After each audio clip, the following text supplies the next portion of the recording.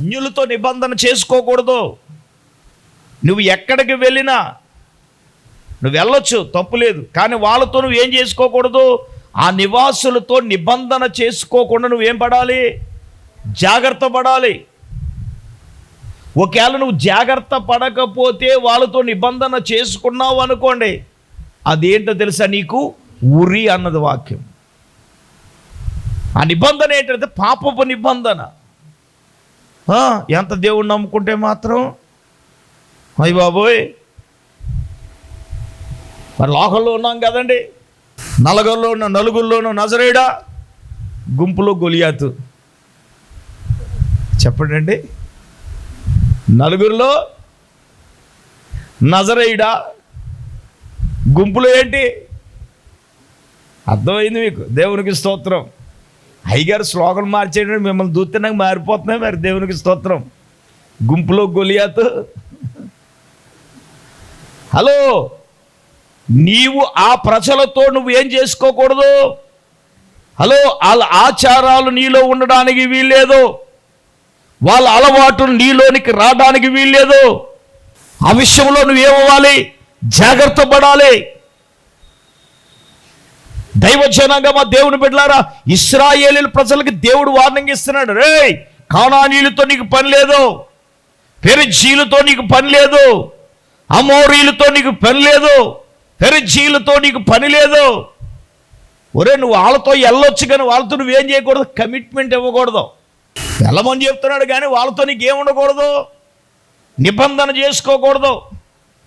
నిబంధన ఏంటి, తాగకపోతే నీ మీద ఒట్టే, ఆడి మీద వేసి ఎజ్జు రక్తం వేసి ఎన్నొట్లు అవసరం తీసి గట్టును ఒట్టు తీసి ఏం చేస్తాను మన మీద, గట్టు మీద ఎడతలేదా, అమ్మ ప్రబుద్ధులు ఎచ్చ రక్తం వేసి అల్లెలూయా. ఎంతమంది ఎట్టేయట్లేదు, ఒట్టు తీసి గట్టు మీద ఎట్టేసి అది చేసేసి మళ్ళీ ఒట్టే. అవి దొంగొట్లు వేసి రక్తం వేసి, అందుకే మీ పని అట్లా అయిపోతుంది. హల్లెలూయా. ఏయ్, అది నీకు ఏమవుతుందో తెలుసా, ఉరి కావచ్చు. నానా, నువ్వు వాళ్ళతో వెళ్ళొచ్చు, కానీ నానా నువ్వు చేయవలసింది ఏంటో తెలుసా, వాళ్ళతో నువ్వేం చేసుకోకూడదు, నిబంధన చేసుకుంటే, వాళ్ళతో నువ్వు కమిట్మెంట్ అవుతే, సావనని సత్యంగానే కమిట్మెంట్ అవ్వం, రాజీ పడేది లేదు. మా తమ్ముడు మాంగారు మల్లుడు గారు, ఎంత దేవుని నమ్ముకుంటూ మాటే మీ అంత దారుణం లేదన్నాడు. నాకు ఇంక కాలిపోయింది వేసి రక్తం వేసి, నేను చంపేసానా. మొగడు మా బాబాయ్ వచ్చాడు, ఒరే మా కూతురు పెళ్ళికి రాలేదు కాబట్టి మీ ఇంట్లో మేము భోజనం చేయమన్నాడు. దేవునికి స్తోత్రం. లేదా ఇంట్లో చిన్న అమ్మాయికి జరుగుతుందిగా, వస్తలేదు. దేవునికి స్తోత్రం. నువ్వు ఆ మాట అన్నా, నువ్వు ఆదివారం పెట్టుకుంటే పోతారు రానే, ఉత్తరోజులు పెట్టుకుంటే వస్తారు. మరి దేవునికి స్తోత్రం. ఆదివారం అయితే మాత్రం, ఎందుకంటే ఆడు ఫంక్షన్లన్నీ ఎప్పుడు పెట్టుకున్నాడు, ఆదివారమే పెట్టుకున్నాడు. మరి ఆదివారం మనకి ఎక్కడ కుదురుతుంది, కుదరదు కదా. అంటే కొన్ని కమిట్మెంట్స్. మహా అయితే నష్టం ఏంటి, మా అబ్బాయి పెళ్ళికి రారండి, మరి మీరందరూ ఉండగా నాకేంటి, ఇవాళ చూస్తున్నారండి, మరి రారా మా అబ్బాయి పెళ్ళికి, మరి చక్కపెట్టరా మీరు, పెత్తనాలంతా మీయే. దేవునికి స్తోత్రం. అమ్మగారు మేము అలా కూర్చుంటాం. మరి దేవునికి స్తోత్రం. మీరున్నారని ధీమా, మరి ఏంటి చెప్పండి, మీరు అందరూ ఉన్నారని ధీమా. మరి మా సైడ్ అందరూ కూడా ఎవరండి, అన్యులే. అందుచేత వాళ్ళకి కమిట్మెంట్ ఇవ్వకూడదు, వాళ్ళతో నిబంధన వెళ్ళండో, కానీ వాళ్ళతో ఏం చేయొద్దు, నిబంధన చేయొద్దు. ఆ నిబంధన చాలా భయంకరమైనది, నిన్ను ఉరిలోనికి నడిపిస్తుంది, నిన్ను బాధల్లోనూ కష్టాలలోనూ ఏం చేస్తుంది, నిన్ను నడిపిస్తుందిగా. నాలుగవదిగా దేవుని బిడ్డలారా, మనుష్యులకు చెడ్డ స్నేహాలు ఏంటి చెప్పండి, చెడ్డ స్నేహాలు. యెహోషువ గ్రంథం 23వ అధ్యాయం 12-13 చదువుదాం. యెహోషువ గ్రంథము 23వ అధ్యాయము 12-13 వచనాలు. అయితే మీరు వెనుకకు తొలగి హత్తుకొని వారితో 1000 మంది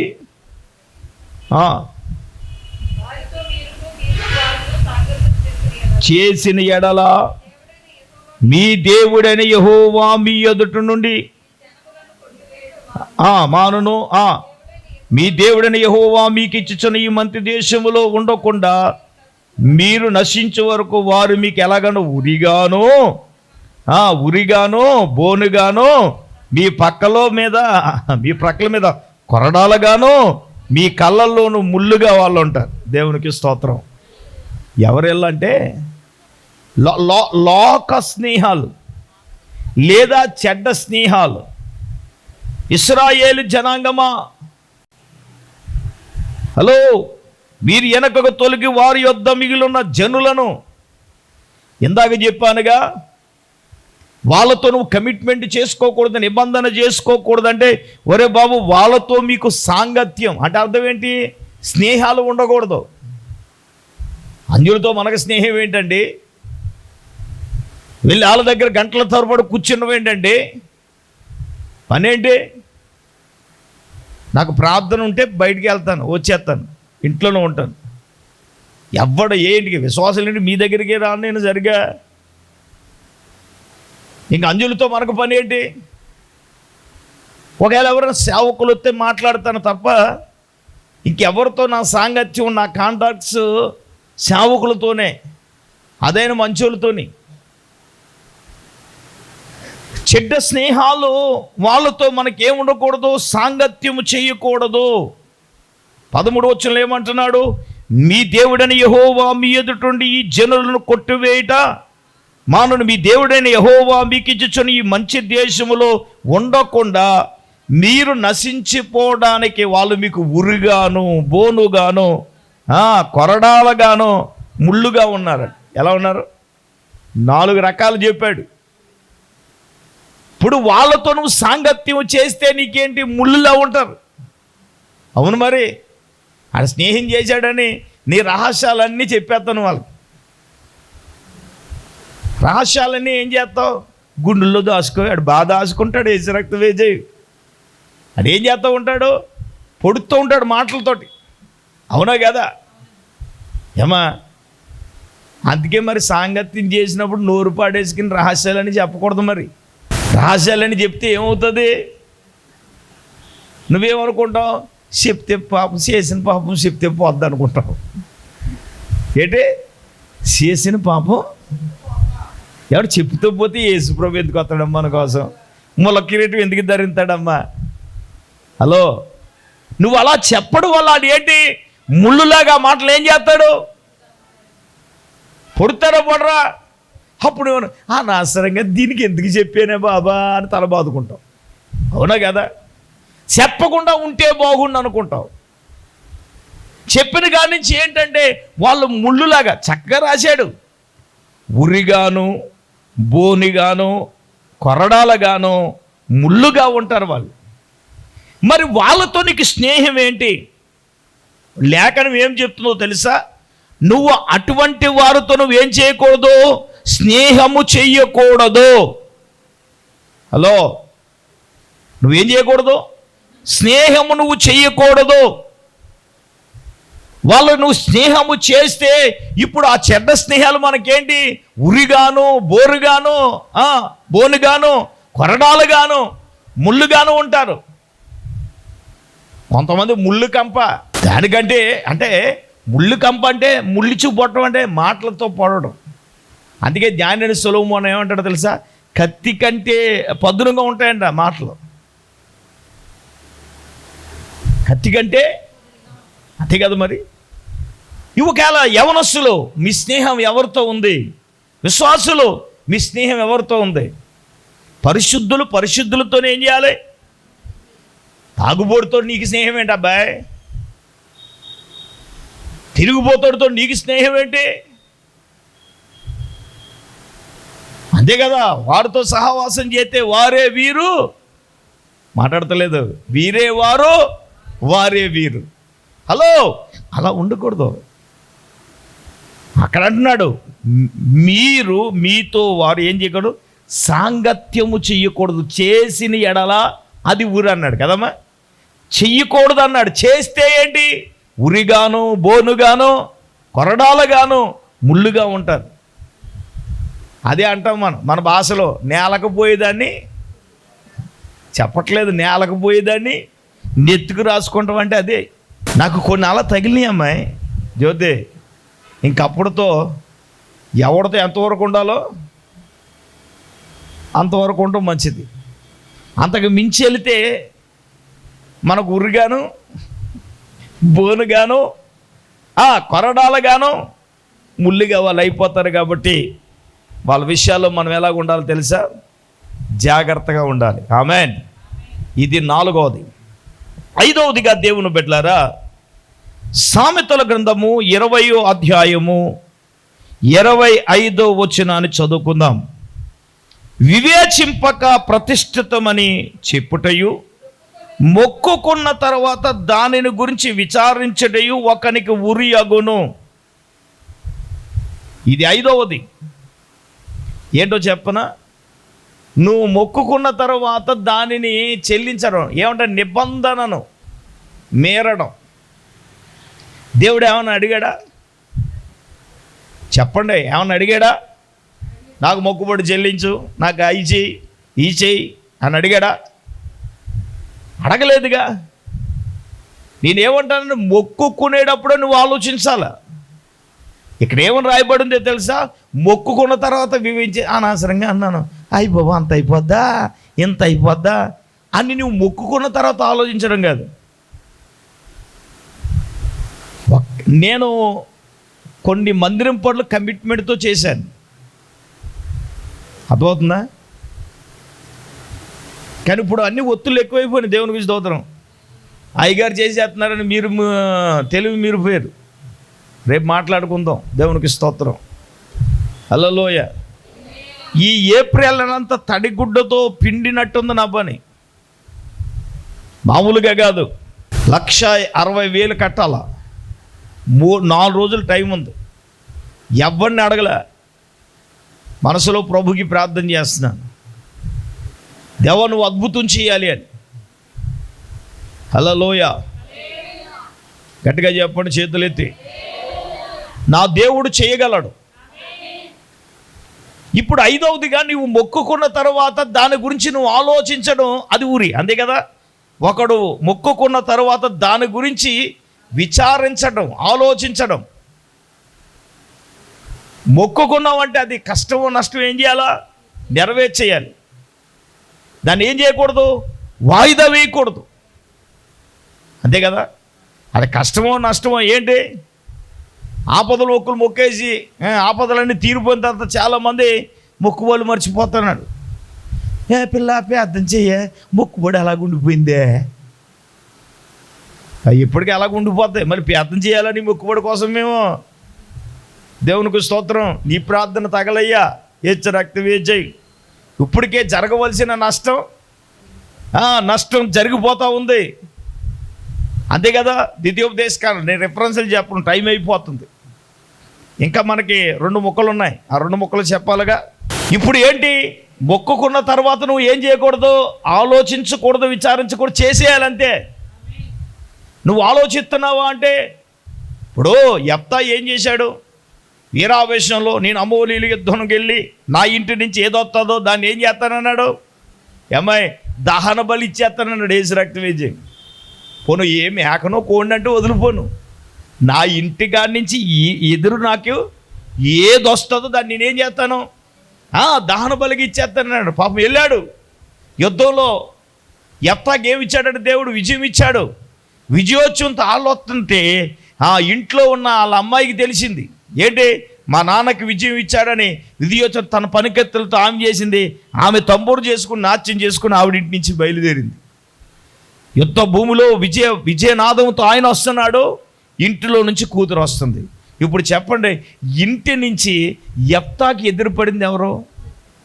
కూతురు. పోనీ ఇంకెవరైనా ఉన్నారా? ఎవరు లేరు. దేవునికి స్తోత్రం చెప్పండి, గట్టిగా చెప్పండి అందరూ. హల్లెలూయా. దేవుని వాక్యాన్ని బట్టి, పరిశుద్ధాత్మ దేవుడే తన వాక్యమును బట్టి నీతో, నాతో, మనందరితో కూడా ప్రభు మాట్లాడుతున్నాడు. కానీ ఒక్కగాను ఒక కూతుర్ని ఇవ్వడానికి ఆయన ఏం ఆలోచన చేయలే, ఇచ్చేసాడు. ఆమేన్, ఆమేన్. మనం ఎప్పుడు కూడా అలాగ ఆలోచించకూడదు. తర్వాత 6వదిగా ప్రియులారా, మొదట తిమోతి రాసిన పత్రిక 6వ అధ్యాయం దయచేసి 9వ వాక్యాన్ని మనం చదువుదాం. ధనవంతులగుటకు అపేక్షించు వారు శోధనలోను, ఉరులోను, అవివేక హానికరములైన అనేక దురాశల్లో వారు పడుదురు. చాలండి. 6వదిగా ధనాపేక్ష, ధనం మీద ఆశే మనిషిని ఏం చేస్తుందండి? శోధనలోను, ఊర్లోను పడేస్తుంది. దానికి ఉదాహరణ ఎవడు? గెహజీ. దైవజనుడైన ఎలీషా గారు నయమానును బాగు చేసిన తర్వాత డబ్బులు ఇవన్నీ పట్టుకొచ్చి ఇస్తాడు. ఎవరికి? ఎలీషా గారికి. ఆయన ఏమన్నారండి? చెప్పండి. నాకొద్దు అని చెప్పేసి ఏం చేశాడు? తిరిగి పంపించేస్తే ఆయన శిష్యుడైన గెహజీ గారు ఏం చేశాడండి? ఆ రథం వెనకాల పరిగెత్తి పరిగెత్తి పరిగెత్తి పరిగెత్తి మా గురువు గారు ముందు వద్దన్నాడు కానీ ఇప్పుడు కావాలన్నాడని ఏం చేశాడు? ఇప్పుడు ఆయనకి అది ఏమైపోయిందంటే కుష్ఠరోగం. ఏ కుష్ఠరోగం? నయమానికి పోయింది. ఆ రోగం ఎవరికి వచ్చింది? ఓ మాట చెప్పనా, నయమాను వంశస్థులకు ఇప్పుడుకు కూడా కుష్ఠరోగం అలాగే ఉంది. దురాశకు పోయి, ధనాశలకు పోయి, ఈ బెట్టింగ్లు కదా ఇప్పుడు భయంకరంగా యవనస్తుల జీవితాలు పాడైపోతున్నాయి కదండి. ఈజీ మనీ సంపాదించడం, ధనం మీద ఆశ. ఇప్పుడు మనం కష్టపడితేనే రూపాయి వస్తుంది, అంతే కదండి, అది నిలబడుతుంది. ఈ భయంకరమైనటువంటి ఈ పరిస్థితుల్లో నేనేమంటాను, అనేక మంది జీవితాలు, కుటుంబాలే పాడైపోతున్నాయి. తల్లిదండ్రులకు ఇది ఒక తనమాలికంగా చెప్పుకోలేని బాధ, ఎన్నో ఇబ్బందులు కదండి. మీరు అవునన్నా కాదన్నది వాస్తవమైన మాట కదా. ధనాశ అంటే కష్టపడకుండా ధనము సంపాదించాలి, దాన్ని ఏమంటారంటే దురాశ. ఆశ ఉండొచ్చు కానీ దురాశ అసలే ఉండకూడదు. అన్యాయం వల్ల వచ్చుబడి కంటే నీతితో కూడింది కొంచెమే శ్రేష్టమైంది. చాలామంది ప్రియుల ఆకానులాగా, గెహజీలాగా, పౌలు గారు చెప్పిన మాట ఏంటి? దాని అపేక్ష కలిగిన శోధనలోను, ఉరులోను ఎంతమంది జైలు పాలవుతున్నారండి. దొంగలు ఎందుకు మారుతున్నారండి? ఇప్పుడు బండిలో పెట్రోల్ కూడా తీసి దొంగలు తయారయ్యారంట. ఇప్పుడు బొంగు దగ్గర ఆయిల్ దొరకట్లేదు కదా. ఏంటి అలా చూస్తారేంటమ్మా సీరియస్గానే? హల్లెలూయా. ఒక ఆవిడ 10 ఎండుమిరకాయలు రేటు పెరిగిపోయిందంట, కారం దొంగతనం చేసిందంట. ఏం చేసింది? మాట్లాడతలేదేంటి? కారం దొంగతనం చేసిందంట. దొంగతనం చేసేటప్పుడు రాడు తగిలి ముందడిపోయిందంట. అంతే, ఆవిడ వెళ్ళి పొట్ల మీద కళ్ళు అలా పడిందంట. ఇప్పుడు ఎలా కూడా చెప్పండి, అమ్మోయ్ బాబోయ్. ఇప్పుడు దొంగ ఏమైంది? దొరికిందిగా. నిజమేగా మరి. ఇటువంటి మాటలన్నీ విన్నప్పుడు ఏ చిచ్చి చిచ్చి చిచ్చి కారం దొంగతనం ఏంటి మరీని? ఏసు రక్తం వేచేయి చెప్పండి, ఏసు రక్తం చెప్పండి. ఓ మాట చెప్పిన, కొంతమందికి దేని మీద కనపడింది అనుకోండి, దాన్ని మాయ చేసేసే వరకు వాళ్ళకి నిద్ర రావడం. ఏసు రక్తం వేచేయి. వస్తువులు అయితే మాయ చేస్తాం, మనిషిని ఎలా మాయ చేయగలమండి? చేయలేంగా. ఈ ధనాపేక్ష అనేది భయంకరమైనది. ఆ దురాశ మనుషులందరినీ శోధనలోను, ఉరులోను భయంకరంగా మనిషిని ఏం చేస్తుందంటే నెట్టివేస్తుంది. ఇది ఉరి. చివరిది 7వది తిండి. ఏంటి చెప్పండి? తిండి. రోమీయులకు రాసిన పత్రిక 11వ అధ్యాయం 9వ వచనం. మరియు వారి భోజనం వారికి ఉరిగాను, బోనుగాను, ఆటంకముగా మారి వారి క్రియలకు ప్రతిఫలంగా ఉండును. చివరిది 7వది భోజనం. అందుకే యేసు ప్రభు వారు రాకడకు సూచనలు ఏంటి అని అడిగినప్పుడు ఆయన చక్కని మాట చెప్పారు. లూకాసు వార్త 21వ అధ్యాయం 31 వచ్చిన చదవండి. మీ హృదయాలు ఒకవేళ తిండి వలనను, మత్తు వలనను, ఐహిక విచారముల వలనను మందముగా ఉన్నదేమో, ఆ దినము అకస్మాత్తుగా మీ మీదికి, లూకాసు వార్త 21:34, మీ మీదికి ఉరిగా వచ్చినట్లు రాకుండా మీ విషయమై మీరు ఎలాగుండాలి. ఇప్పుడు భోజనము తిండే మనుషులకు ఎలాగుంది? మాట్లాడతలేదమ్మా, ఊరిగానే ఉంది. పూర్వకాలం ఎంత తింటే అంత ఎక్కువ పనిచేసేవాళ్ళు. ఇప్పుడు మనుషులు ఎంత తక్కువ తింటే అంత ఎక్కువ కాలం బతుకుతారు. ఎంత తక్కువ తింటే, మాట్లాడతలేదండి అమ్మా, అది మరి అది వాస్తవం, నగ్న సత్యం కూడా. వాక్యము లేఖనాలు చెప్పే మాట ఏంటో చెప్పనా?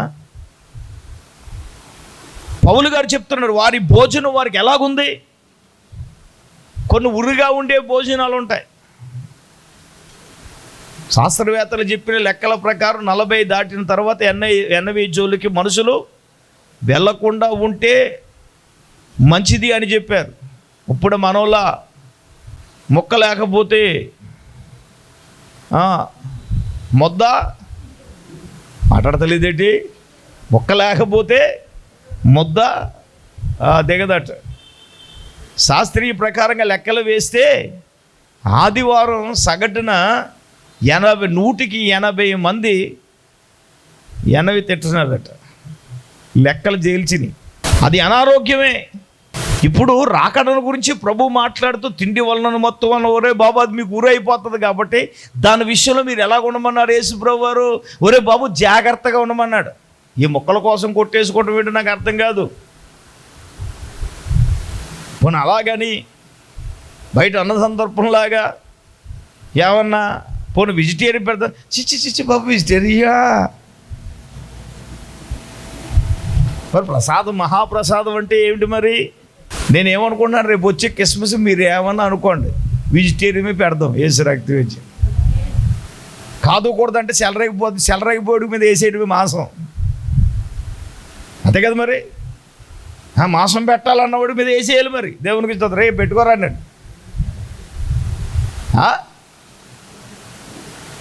ఏంటమ్మా అది దేవునికి స్తోత్రం.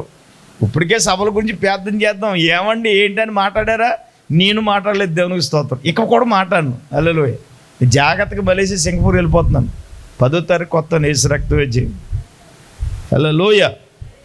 చేతులెత్తి స్తోత్రం చెప్పండి. మరి అది వెళ్ళటానికి కూడా ప్రభా మా అయ్యగారిని దేశాలు తీసుకెళ్ళి మీ పేదలు మరి బలంగా ఉంది మరి. దేవునికి స్తోత్రం. గట్టిగా చెప్పండి హల్లెలూయా. ఈ సంవత్సరంలోనే మళ్ళీ మన దేశం, రేపు 2 దేశాలు. స్తోత్రం చెప్పండి, గట్టిగా చెప్పండి హల్లెలూయా. నేను ముగిస్తున్నాను. తిండి వలన మొత్తేమో 1 లోకంలో ఉరి అంటే విగ్రహారాధనే ఉరి. 2 వెండి బంగారాలే ఉరి. 3 పాపపు నిబంధనే ఉరి. 4 లోక స్నేహం, చెడ్డ స్నేహం ఉరి.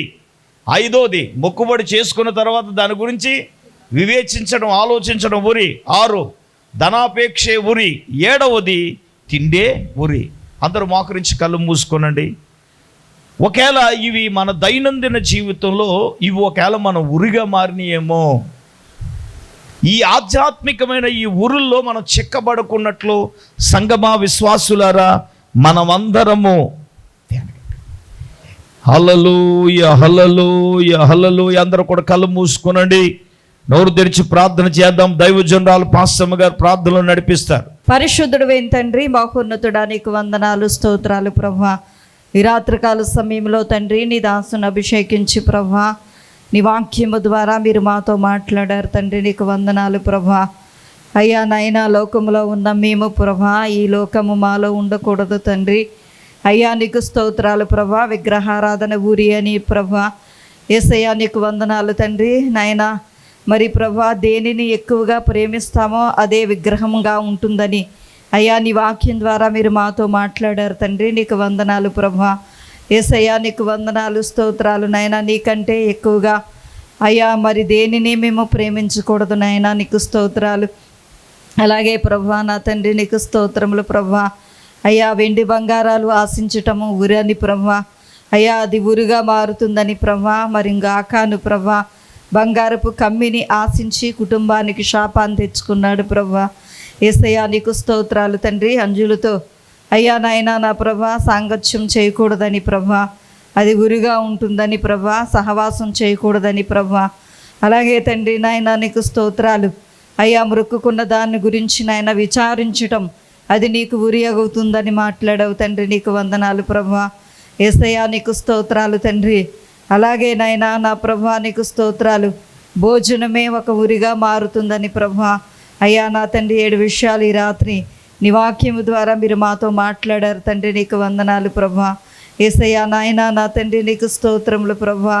అయ్యా నాయనా అన్యులతో సాంగత్యం చేయకూడదు ప్రభా.